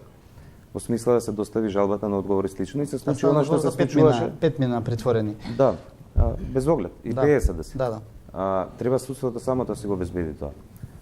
Значи, ние имаме присуда од Страсбург пред добри 6-7 години и таа на сите обуки во Академија на суди обвинители ја кажуваме, ја раскажуваме сите као ја научија дека тоа е повреда на член 5 на конвенцијата и дека секогаш кога домашниот притвор во втор степен се менува во ефективен притвор, мора кривичниот совет во случајов да одржи главна расправа или да возможи контрадикторност на самата постапка преку жалба и одговор на жалба. Не можете вие да не знаете дека имало жалба на обвинителот и да не ги знаете аргументите на жалбата на обвинителот и после 3 дена ви доаѓа полиција на врата, вика обвинителот поднесе жалба, му ја усвоја, имаш ефективен притвор, ајде сега да ве носи во шутка. И тоа е констатирано веќе со присуда од Страсбург и тоа ме зачуди што не се запази таа постапка. Апелираме, веројатно ќе има сега жалба пак и за овие 3 куќни притвори. Затоа што е, мислам, класична повреда тоа. Веќе имаме пракса судска од Страсбург. Кој да поднесе апликација по тој основ, тоа е загубен предмет, да. Добро, значи да Арифи повелете. Во однос на ова што се зборува и во однос на промената на ставот во правосудството би кажала, бидејќи всушност судството го задржи својот став, даваше порано притвори, не даваше за специјалното јавно обвинителство, меѓутоа за јавното обвинителство за организиран криминал продолжи и понатаму да даде притвори како што беше праксата за тоа. Тоа што се смени всушност е јавното обвинителство за организиран криминал. Ова дело се води под нив. И мислам дека повеќето од лицата кои што се тука присутни се токму гонети од тоа јавно обвинителство. Мислам дека таму е промената и од друга страна не мислам дека е тоа нешто лошо, прво, и бидејќи законот очигледно од негде мора да почне да важи, и второ, тоа никого не амнестира од неговото претhodно поведение. Значи, ако има докази дека јавните обвинители, судиите, членовите на судскиот совет навистина сториле кривични дела, тие треба да одговараат за тие дела и да почнат да одговараат што побрзо. Меѓутоа, тоа не значи дека е погрешно луѓето кои што го направија 27 април да одговараат пред правдата. Мора да ги разликуваме работите и тоа што е очигледно злосторничко здружување и злосторство изведено пред нашите очи, мора да најде одговорност и луѓето мора да бидат најдени во нивната одговорност во врска со тој случај. Тоа што всушност се случи, мислам според моје мислење во однос на јавното обвинителство е предавство кон некои кои што до тогаш како да кажам, се мислеа дека се заштитени од праксата на ова јавно обвинителство и затоа беа толку слободни да го направат тоа што го направија на 27 април. Знаете, ако тие навистина веруваа дека нашите правосудни органи може да функционираат на овој начин и едноставно само да си го почитуваат законот, никогаш не би се осмелиле да го направат тоа што го направија на 27 април. Така што вината треба да се бара во вистинското место, а не во тоа што се сменило, како се сменило, дали е тоа добро, лошо, може да дискутираме во однос на тоа што направиле во минатото, меѓутоа тоа не го прави помалку важно осудата на овој на судењето на овој предмет. Една многу за интегритетот. Секако. Значи тоа е дискутабилно, може да дискутираме И дискутираме во останува однос на дискутабилно, тоа. без разлика дали сега се суди по закон, а во минатото не се судело по Тоа закон. не значи дека ова сега е погрешно. Тоа ми е поентата. Втората работа, една од работите што сакам да ја кажам е во однос на тоа за кои што зборуваат и тука со говорниците, а со што почнавме на почетокот на емисијата, а тоа е да нема привилегии. Знаете, на вистина цела вечер зборуваме за тоа како му било на некого сега во притвор, како притворот не бил добар, како, не знам, имало членови на нашиот КЗ што треба да се изменат бидејќи не се доволно јасни и така натаму. Меѓутоа, тие членови, тие закони функционираат. И сега кога треба да функционираат за одредени привилегирани личности, се има се повеќе дебати во однос на спроведувањето на законот, што го гледаме да почнува да се случува. И на крајот во однос на праксата на Европскиот суд на човекови права, јас мислам дека треба посебно да се запази заштитата на човековите права на лицата кои што се сега во притвор и сите лица кои што се осомничени во овој кривичен случај. Мислам дека таму ќе биде вистинската разлика на начинот како тие лица се третираат и како нивните лични човекови, индивидуални човекови фундаментални права се запазуваат. Знаете, и во овој случај на пример не одобрувам и крајно, значи е жалосно да има некои инциденти како на пример да се објавуваат слики, изживување врз тоа што се случува, бидејќи тоа сме го виделе порано, не верувам дека некој сака тоа да го види повеќе во оваа држава. Меѓутоа, за тоа дополнително треба да се носи одговорност, меѓутоа ништо од тоа не го оспорува фактот што треба да се носи одговорност не само за 27 април, туку и за сите други случаи кои што ги подигна и специјалното јавно обвинителство, а за кои одредени притвореници знаеме дека се веќе во бегство. Се разбира, сакам, бидејќи темата со која што ја почнавме емисијата беше и е се уште случувањето 27 април и судско-правните последици, но и човечката димензија на она што се случува после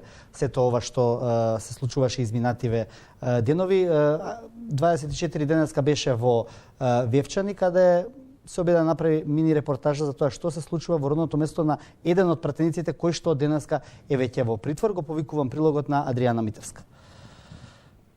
Крсто Муковски во притвор, вивчанци тивко зборуваат за случувањата. Кога ќе ги прашате како размислуваат, бегаат од камера. Единствено гласни се советниците со партици кои во знак на подршка за пратеникот најавија бојкот на Вевчанскиот совет. Во знак на солидарност со сите жртви на овој тоталитарен режим, денес како советници понесуваме неповикливи оставки и ги враќаме мандатите кои што ги добивме од граѓаните на општина Вевчани. Но и по неколку дена официјални оставки од нив нема. Зошто никој не знае. Градоначалникот Саша Јанковски вели, лажната солидарност на советниците е директна штета за граѓаните кои ги изгласа и донесоа на позиции во советот на општината. За притворот на пратениците кои ги отворија вратите од собранието на крвавиот четврток вели, правда мора да има без разлика за кого се работи, а се што ќе се докаже како вина мора да се казни согласно законот. Што се однесува до советниците на ВМРО ДПМН е официјално до денес до службите на општина Вевчани, до архивата не е поднесена оставка.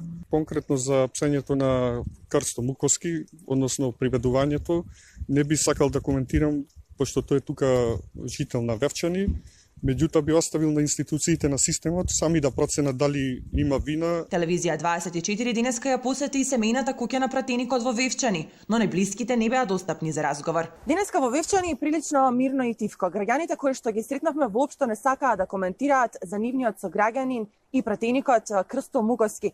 Ние се обидовме да стапиме во контакти со неговото семејство, дојдовме и во неговата семејна куќа, но нашите обиди да исконтактираме и да поразговараме со неговите родители не беа успешни. Но пред некој ден во интервју за телевизија Алфа, родителите на Муковски изјавија дека се гордеат со синот и дека кај нив не постои срам за неговото апсење. Напротив, сметаат дека е невин и дека се што досега направил било за доброто на татковината. Тоа е нешто што син ми не би го направил никогаш. Јас се гордам на син ми и не се срамам за тоа што е приведен, за тоа што ако одговара, ако така смислиле да одговара, а тој сигурно дека не го сторил делото. Нека се докаже ако е стварно крив. Меѓутоа јас сметам дека не е. Нешто ми е син да го бранам. Тој се бореше и се бори и ден денеска за идеаливе. Крсто Муковски е еден од частмината пратеници на ВМРО ДПМН на кои собранието им го одзема пратеничкиот имунитет и денеска заедно со колегите од Охрид Сашо Василевски и Љубен Арнаудов добија 30-дневен притвор. Муковски се сомничи дека заедно со Сашо Василевски ја отворија собраниската врата на крвавиот четврток, пошто овозможија влез на демонстрантите кои насилнички ги нападнаа пратениците на новото владеачко мнозинство. Прилогот. Ова се прилози, ќе поставам прашања до публиката кои ќе се осете повикан, кои што ние сме ги гледале често кога сме ги правеле и за вас, сега ќе ги правиме и понатаму, бидејќи човечката димензија никогаш не треба да ја изгубиме. Божиновски. Да. Во врска со Да. Па јас сега би бил саркастичен и би кажал дајте им диазепам. Тоа беше на Крсто Муковски изрека цело време за сите притворувани во Македонија. Не важи за мене, затоа што ја дојдов предоцна по нивна проценка. Значи, помага диазепам. Некому ни диазепам не му помага затоа што влегуваат во притвор, зборувам за конкретниве случаи, од 27 април влегуваат во притвор со тешка грижа на совеста и тежок товар на вина. Секој од нив се преиспитува. Што сторил, каде бил и мислам дека она првично, пак ја гледам професорката Арифи, она првично обвинение за тероризам е само во делот на истрагата, обвинителски трик за да размислуваат на голема казна и да почнат поединци да се каат и да признаваат и да бараат соработка со судот за да ги кажат налагодавачите и најрачателите. Во текот на истрагата обвинителите ќе со освен собраните докази до сега ќе добиваат и други искази, докази од сведоци и од заштитени сведоци и ќе конкретизираат конкретна индивидуална вина на сите. Но сите тие размислуваат во моментот во притвор, јас знам како тоа изгледа, размислуваат, главната мисла е дали од 10-15 ќе закачам 20. Значи, тоа е основната поента, а ќе видиме кој ќе заврши истрагата, кој ќе биде за 10, кој ќе биде за ослободување, кој ќе биде за нагодба и така натаму. Нанев, очекувате ли доста спогодби со обвинителството во овој период и признавање на вината со оглед на тоа како се води истрагата? Да бидем искрен, не очекувам дека ќе имаме спогодби. Бидејќи спогодбите се покажаа како многу лошо решение во изминатиот временски период и покажаа огромни сомнежи. Како таа што се случи во Пуч, например? Апсолутно и мислам дека и доколку се случат спогодбите помеѓу обвинетите и јавните обвинители, судиите на претходна постапка ќе пристапат со особено сериозно внимание во делот на потврдувањето на ваквите спогодби. Се извинувам, во Пуч нема спогодби. Направено кривично дело, 3 пати е менуван насилно исказот на Звонко Костовски, додека не е натеран да потпише признание кое не е негово. Добро, но тоа беше како спогодба, тоа е за друга постапка што треба да се докажува. Да, ви благодарам. Добро, тука ја повикувам режијата да повикаме куса минута куси реклами, па се враќаме после со финална оценка од нашите дискутанти.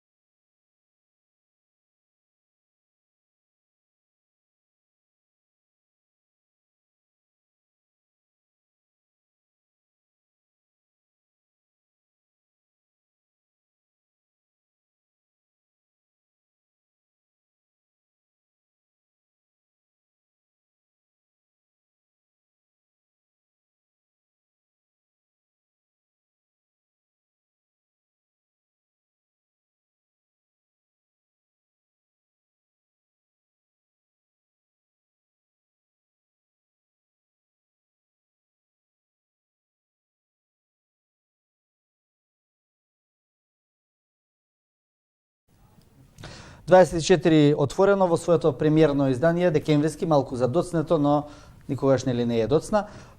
Дебатираме речиси час и половина, можеби и повеќе, со Драганов, Богданов, Арифи и Нанев на тема судство, на тема случувањата, оние што ја окупираа македонската јавност во изминатите денови. Пред да дадеме една завршна оценка на тоа што вечерва го зборувавме, сакам да ги погледнам поентите на вечерашната емисија. Јас очекувам дека во периодот кој што следува понатаму, јавните обвинители ќе се обидат да ги обезбедат сите оние докази кои што водат во насока и кон зацрстување на самите аргументи за издржано обвинение. Кај елементот на тероризмот е битен елементот на предизвикување на страф кај луѓето. Висината на запретената казна е релевантна во одредувањето на притворот, меѓутоа не е доволна за да го оправда притворот. Секое конкретно дело и секој оној поединец кој што во оваа фаза е осомничен, треба да биде во таа одлука која што ќе биде првостепена, второстепена и понатаму, треба да содржи детални аргументи и што по-детално образложение. Јас сум осуден врз база на разговори каде што Зоран Божиновски како новинар на други луѓе соопштува дека документите му се од мене, можеби ради сензација бидејќи сум бил директор на таа институција. Некој од власта, ниту некој во Советот, ќе ми извинете со посебна почит, не е повеќе од ништо нас, не е повеќе од нашите деца. И од сите мислам неправедно осудени таму. Дајте ни шанса и јас мислам дека вистински очекувам, ако немаме реформи во судството, нема да постои ни држава. Направија политички притвор, што бидејќи у демократско време не сме да имам политички затвор, се смислија политички притвор. Најдоа некои шупелки таму од суди, кои што може министерот да им се наложи. Како може да му се наложи министерот, исто како мене во здравство да дојде министер било кој да е, да речеме последниот Тодоров и да ми рече на некој на операција малце да му го пресечам нервот, да си ќопа така до мирачка. Па на тоа ли ниво сте спаднале, господа судии, таму во судот? Да, токму така ги видовме поентите. Драганов, што можеме да очекуваме од Македонија во поглед на човековите права со ова и вакво судство понатаму? Треба да очекуваме промена на менталитетот, почнувајќи од судството, така што ова линија на помал отпор, ова се што го дебатиравме досега, линија на помал отпор, која што се променила, како што го ставивте фокусот, но треба да го ставиме фокусот на она што не се променила. Тоа го кажа Зоран Божиновски во првото негово излагање, што рече судиите не се научија да пишуваат образложенија. Тоа кога Добро, не навлегувам. Меѓутоа, кога судиите ќе се научат да пишуваат образложенија каде што вие, односно сите кои што се учесници во еден судски процес ќе бидат убедени во она што го читаат и го добиваат како одлука, кога целата јавност од страна ќе почне да има се повеќе доверба од конкретни случаи, од севкупни случаи, сеедно, кога пратениците во собрание ќе бидат таму заради граѓаните и заради децата и младината што е тука, а не некои од нивните деца ќе бидат во странство, а тука други аршини. И кога ова ќе го смениме, линија на помал отпор, како општество, тогаш ќе профункционираме. Ова во конкретен случај, мене сега што ми паѓа на ум, јас сум правник со положен правосуден магистар, 4 години работно искуство на правни работи по правосуден испит. Многумина, верувајте ми, имаат советувано во ова наше македонско општество, 2 години се потребни, например, за во Академија на суди.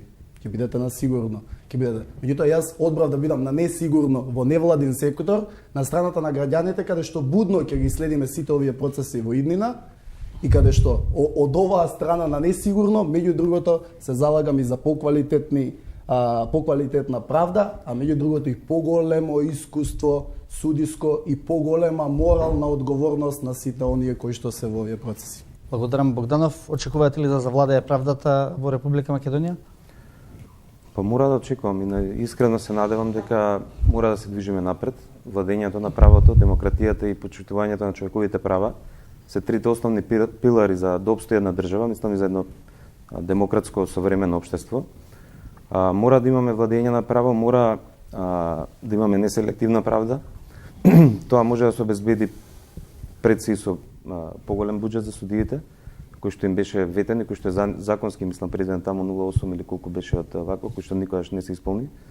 Затоа што и објективно не само за плати, мислам, требаат средства и за обуки, и за патувања. Вие знаете, стотици и илјадници доктори отидоа на обуки низ цела Европа, а академијата кубори двајца суди или тројца да прати во судот во Луксембург или во судот во Страсбург на обука од 2 или 3 месеци за да стекнат некои основни познавања од конвенцијата. Така што треба да се инвестира апсолутно во судството со уште поголеми средства, да се зајакне улогата на академијата, што повеќе додат на тоа ќе ги направи понезависни судиите, мислите дека до парите, до што е? Мислам, мора да веруваме дека е во тоа. И секако политичарите и политиката генерално да ги тргне рацете од судството. Затоа што може краткорочна добивка да има, меѓутоа на среден рок и долг рок секако уништувачки за државата. Ќе имате кандидат за председател на ВМРО ДПМН? Па се уште размислуваме, меѓутоа најверојатно да. Добро. Се извинувам малку надвор од темата, но да го искористиме. Арифи, во Истото прашање, дали ќе... Не за ВМРО ДПМН, претпоставувам нема да имате ваш кандидат. Секако не. Значи, во однос на тоа дали ќе профункционира правдата и правната држава, мислам дека сме во зачетоците на истото и дека во оваа фаза е уште поважно да се допушти правото да функционира. Како што претходно наведовме, значи погрешно е да се направат било какви, како да кажам, обиди да се спречува носењето на одговорност. Тоа е крајно погрешно и мислам дека со тоа се соочивме претходно. Значи имавме протести каде што се протестираше против тоа да се исклучат луѓето од правна одговорност, а сега имаме разни протести каде што се бара ослободување на лица за обвинети за вакви тешки обвиненија. Значи тоа не е во ред. И имаме закани дека ќе не може да функционира државата, државните органи, нема да добиеме нов буџет и сето тоа личи на заложничка криза во која што не смееме да бидеме. И мислам дека тоа е клучната работа во оваа фаза, да се допушти правото да функционира. Втората фаза е таа правда да функционира за сите исто. Денес се однесува на тоа на 27 април, утре ќе се однесува на било кој функционер од оваа влада кој што извршува одредени кривични дела.